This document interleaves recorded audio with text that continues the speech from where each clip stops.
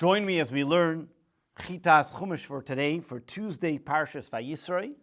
Yesterday's Chumash, Monday, we learned about Yisro giving advice to Moshe, his son-in-law, telling him that because the Jewish people are standing all day, this is going to tire Moshe out and tire the people out, and therefore he advises him to appoint leaders for 1,000, for 100, for tens, this way to ease the burden.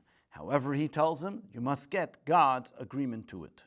Today, Tuesday, chapter 18, verse 24. Vayishma Moshe lekel chosnei. And Moshe heeds the voice of his father-in-law.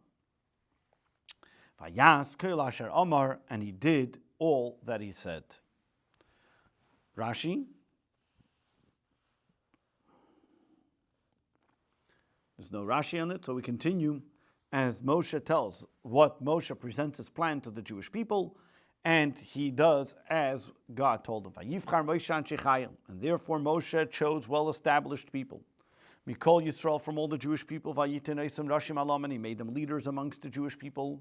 Sari Alofim, leaders of 1,000. Sari Meis, leaders of 100. Sari Chamishim, leaders of 50.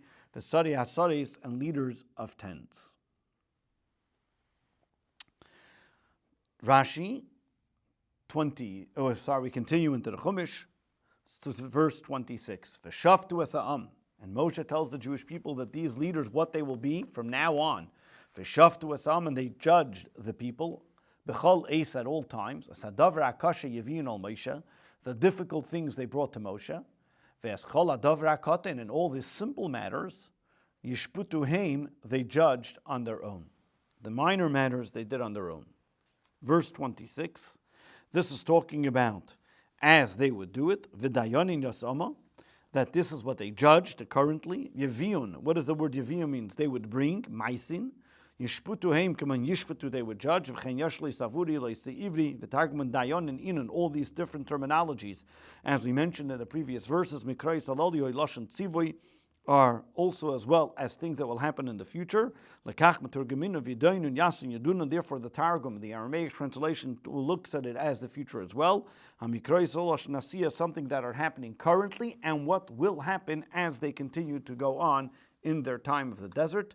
As now, the appointed time, the Jewish people did not know that they were not going immediately into the land of Israel. This was assumed this would continue into the land of Israel as well. Verse 27. Vayishalach Moshe es chosnei, vayelech loi el artzei. And Moshe now sent off his father-in-law, and what Yisro then did, he went, set back on his way to his homeland. This is now telling us, if we look later in the book of Numbers, we find out that Yisro stayed with the Jewish people for over 7 months, and this was to supervise the implementation of his plan.